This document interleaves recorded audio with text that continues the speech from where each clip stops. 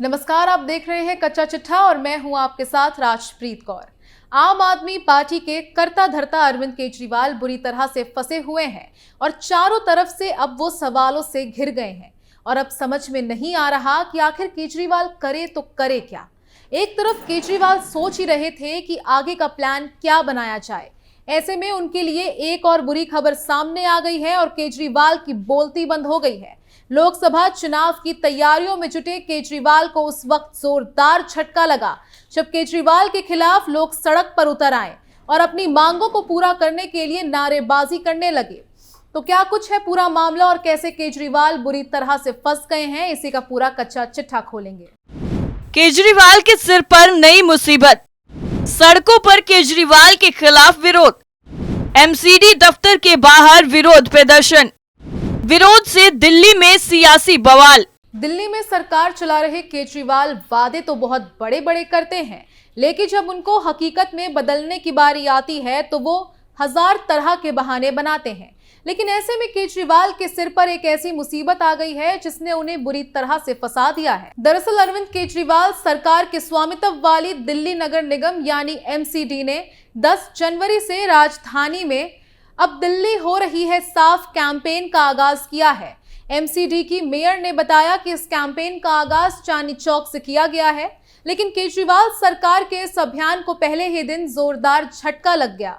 दिल्ली में एमसीडी मुख्यालय के बाहर सैकड़ों सफाई कर्मचारी ने जमकर प्रदर्शन किया।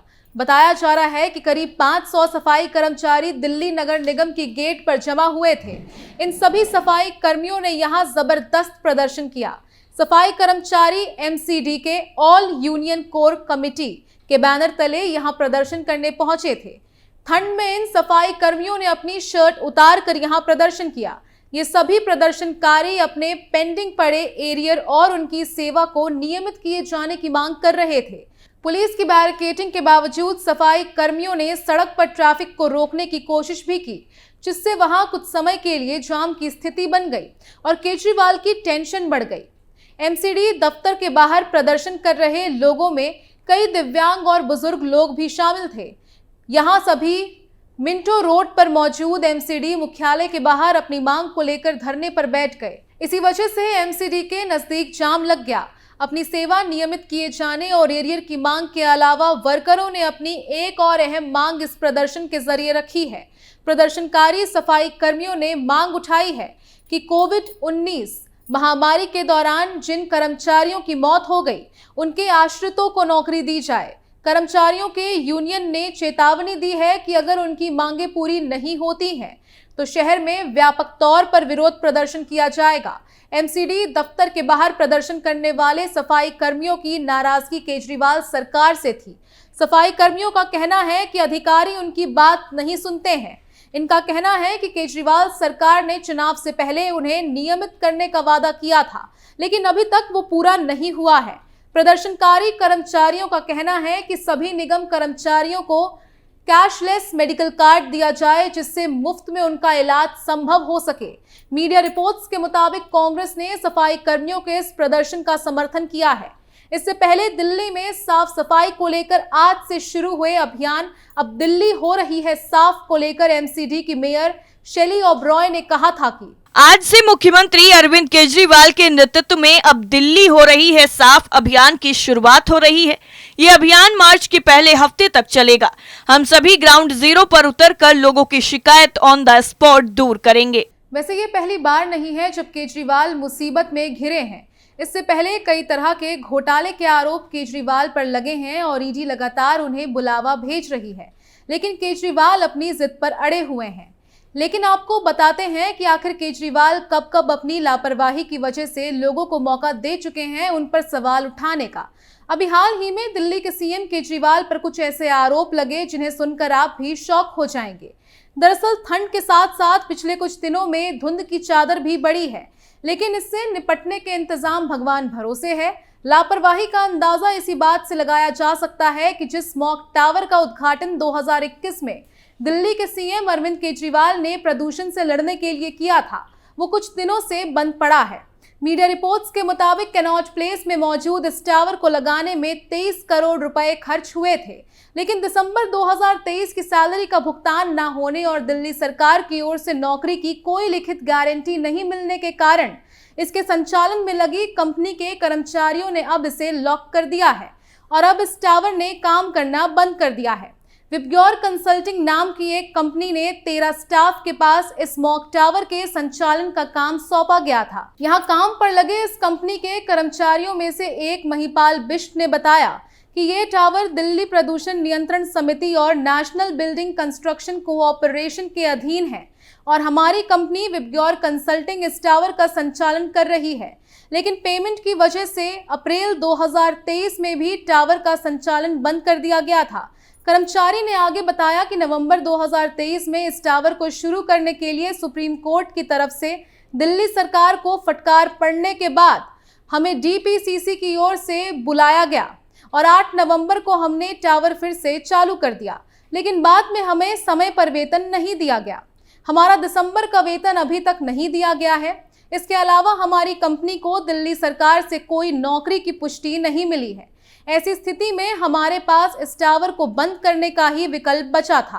कंपनी के कर्मचारियों ने यहां स्टाफ के लिए पीने के पानी और सुलभ शौचालय जैसी बुनियादी सुविधाओं के अभाव का मुद्दा भी उठाया। मॉक टावर को चलाने वाली टीम में शामिल विवेक उनियाल नाम के एक इलेक्ट्रीशियन ने बताया कि हमारे पास प्लायर और स्क्रू ड्राइवर जैसे बुनियादी उपकरण भी उपलब्ध नहीं है। हमें कोई सुरक्षा गियर भी उपलब्ध नहीं कराया गया है। टीम के कुछ सदस्यों ने ये भी बताया कि स्मॉक टावर भी अपनी पूरी क्षमता से काम नहीं कर रहा है। टावर में लगे 5000 फिल्टर में से अधिकांश पुराने हैं और उन्हें बदलने की जरूरत है। इतना ही नहीं, केजरीवाल सरकार पर लगातार आरोप लगते रहे हैं। अभी हाल ही में बीजेपी ने दिल्ली जल बोर्ड में घोटाले का आरोप लगाया है। पार्टी ने सीधे मुख्यमंत्री अरविंद केजरीवाल को निशाने पर लिया है। बीजेपी ने दावा किया है कि केजरीवाल जल्द ही सलाखों के पीछे जाएंगे। बीजेपी मुख्यालय में आयोजित प्रेस कॉन्फ्रेंस में राष्ट्रीय प्रवक्ता गौरव भाटिया ने कहा कि शराब घोटाले, डीटीसी बस घोटाले, क्लास रूम घोटाले और शीश महल घोटाले के बाद अब दिल्ली जल बोर्ड में भी घोटाला सामने आ गया है।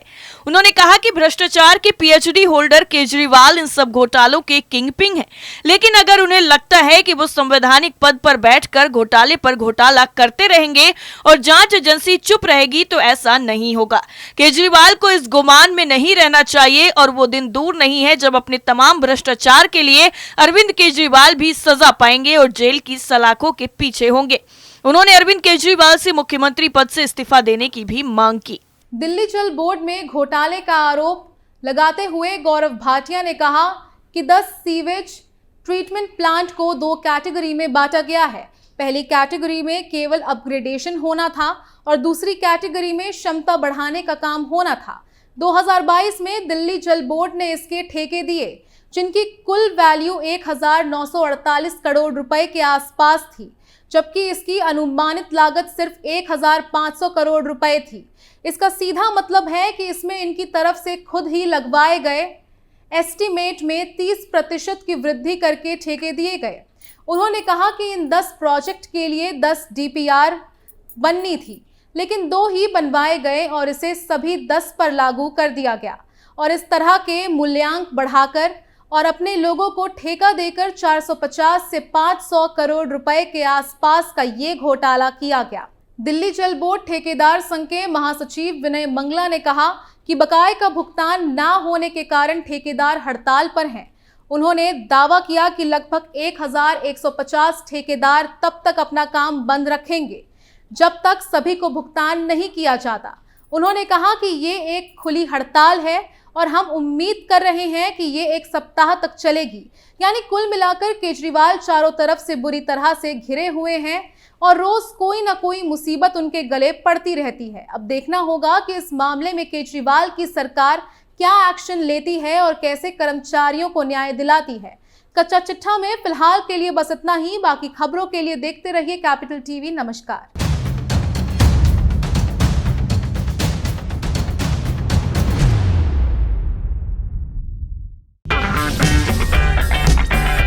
अगर आपको हमारा वीडियो पसंद आया हो तो इसे लाइक करें, हमारे चैनल को सब्सक्राइब करें और हाँ, बेल आइकन दबाना ना भूलें ताकि आप तक हमारे वीडियो की नोटिफिकेशन पहुंचती रहे। आप अपना सुझाव हमें कमेंट बॉक्स में दे सकते हैं। हमारे साथ जुड़ने के लिए शुक्रिया।